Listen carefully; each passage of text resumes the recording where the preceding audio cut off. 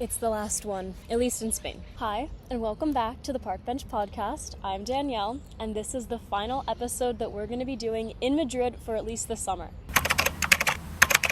It is the end of an era. It feels weird because it's the end of an era. And because we are literally wrapping up a chapter and completely moving to a different continent, I've been thinking a lot about the theme of escaping versus traveling. As I started this podcast off by saying, when I first moved out here to Spain, I wasn't really running away, but I was escaping a reality in which I didn't really like. I didn't like how my life was going to go if I continued to stay in the US. I didn't really like the path I laid out for myself, even though it was a very secure one. And ever since I've been out here in Madrid, I've been finding different parts of myself that I literally was running from in the States that I thought would just magically get better. And because they haven't, I've had to do the reflections, and I want to share them with you now. Part of the reason why I want to share them with you now is because it feels symbolic to find yourself in a different country and then explain it before you go back to your own. And the other part is because I know I'm going to be coming back to Madrid, and I want to see if these lessons actually stick after I come back from the United States. So as I pretty much made it clear, moving to Madrid for me was kind of like my golden ticket out of a situation that I didn't really want to be in, but then it immediately turned into kind of like a gold cage. I went from living in a really crappy dorm, studying neuroscience, basically having zero friends and zero social life, to moving to Madrid, which already is an incredibly social city, but meeting a ton of people, making a lot of new friends, and starting in a career that is completely creative, not at all type A thinking. So basically going from one mindset to a completely different one. And I knew before I moved out here that my moving out here would pretty much mean that I'm changing my entire paradigm, and I wanted to do it because there were certain parts of myself that I didn't really like. I've always been very type A in terms of my thinking. I've always been very strict, very hard on myself. I've always set really big expectations for what I want to happen. And I thought that by moving to a different country where I'm basically putting the faith of what happens in my life into someone else's hands, it was going to get better. And I was going to be able to take a breath.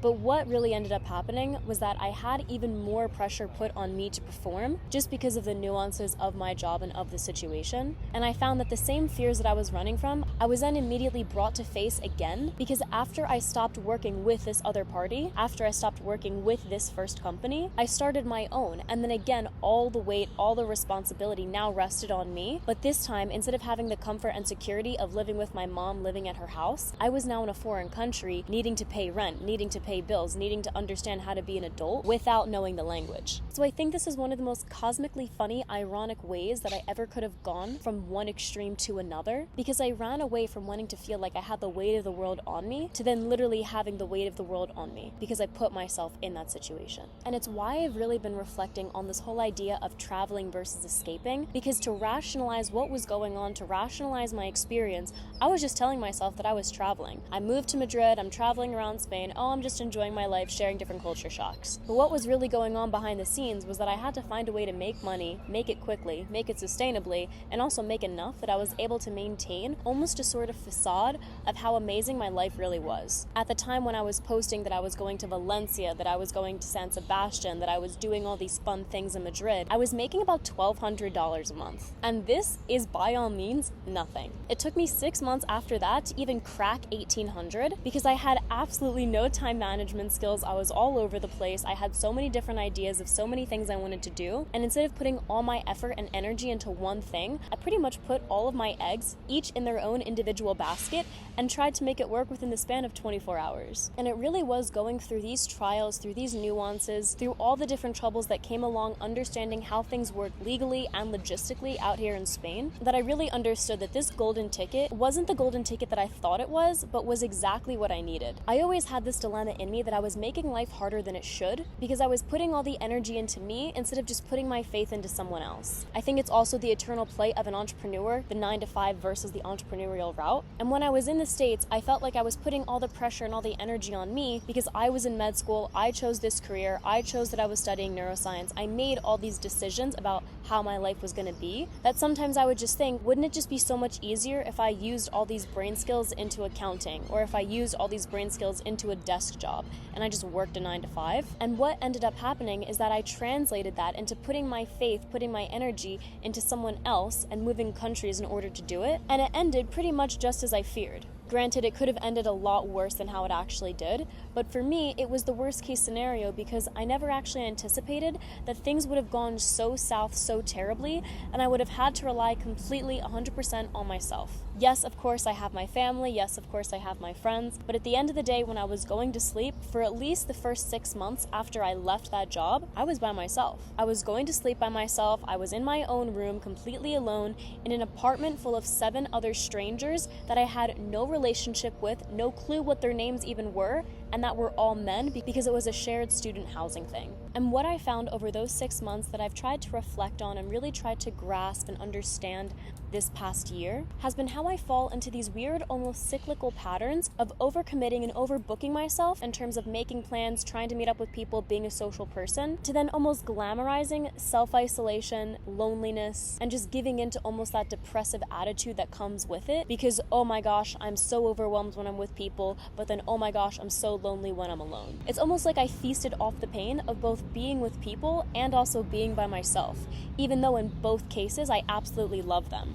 I love my solitude. I love just taking a minute for myself, no plans, no one to have to talk to, just as much as I love going out, meeting new people, spending real quality time with my friends, which I'll be doing this afternoon. I'm incredibly excited for it. It's just about finding that balance and understanding the duality of what I want in life and how even though there is this dichotomy, I'm able to make it work.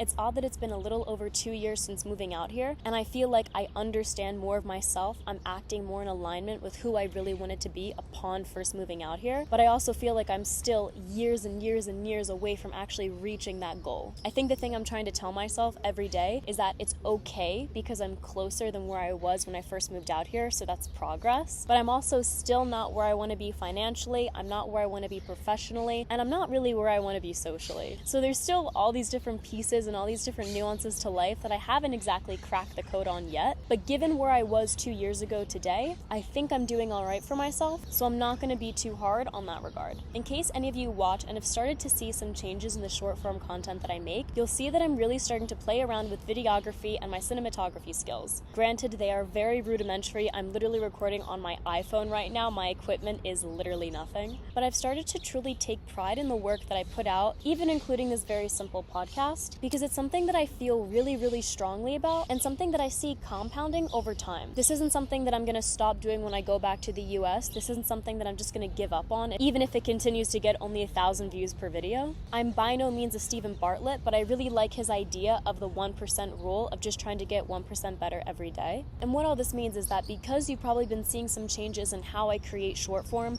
I'm adding more angles, I'm doing different cuts, I'm speaking a little bit slower and with a bit more intention. I'm starting to find my natural wavelength and know what it takes to sustain it, both when the camera is on and off. Because when I first started doing content, it was literally like a flip of the switch. My eyes would get a bit bigger, my voice would get a bit higher, and I would literally put on this persona of Danielle versus Danny as kind of like a weird alter ego. And now I've started to talk more like myself, get a bit more into my actual body instead of being in my head, and use these different camera angles, use these different transitions to my advantage so I can speak at a pace that feels aligned with how I feel inside and not what I think is going to get the most views or capture attention the quickest. I'm having fun playing with these different elements, whether it be text, sound, or the actual camera angle, because as I try to improve as a storyteller, which is all what this is in my opinion, just a big story, I want the audience, which is you guys, to feel like you're actually in the moment, you are here with me, and you're still able to get that dopamine hit, which is what you scroll for, which is what you want, through other mediums that are not just my voice.